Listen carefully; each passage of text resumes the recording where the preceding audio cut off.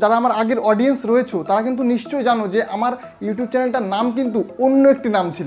বন্ধুরা, আমি 3 দিন আগে আমার ইউটিউব চ্যানেলের কমিউনিটি পোস্টে একটি পোস্ট করেছিলাম যে আমার চ্যানেলের নাম DLS Tech কেন, এই বিষয়টাকে তোমরা জানতে আগ্রহী কিনা।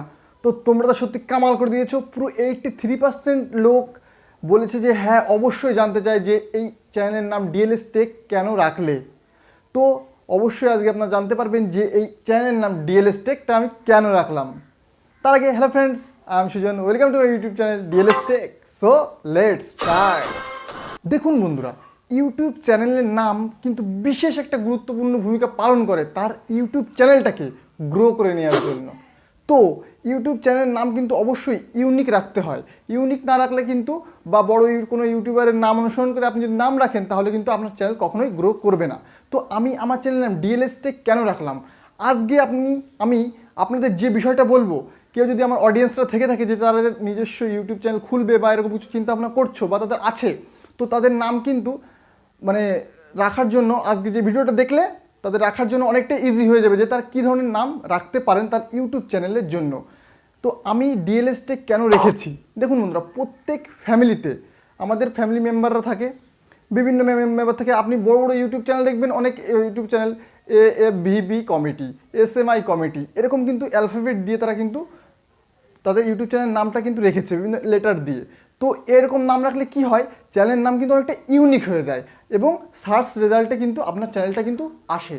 তো আমি DLS Tech কেন রেখেছি, এর পিছনে কারণটা কী রয়েছে সেটা আমি আজকে আপনাদের বলছি। দেখুন বন্ধুরা, আমার চ্যানেল নাম DLS।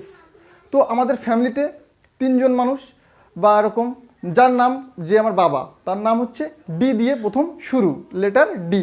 আমার মার নাম যা, তার লেটার হচ্ছে এল, আর আমার নাম কি এস। তাই আমি DLS আর টেক ফর টেকনিক্যাল, যেহেতু আমি টেকনিক্যাল ভিডিও বানাই তাই টেকনিক্যাল নাম দিয়েছি।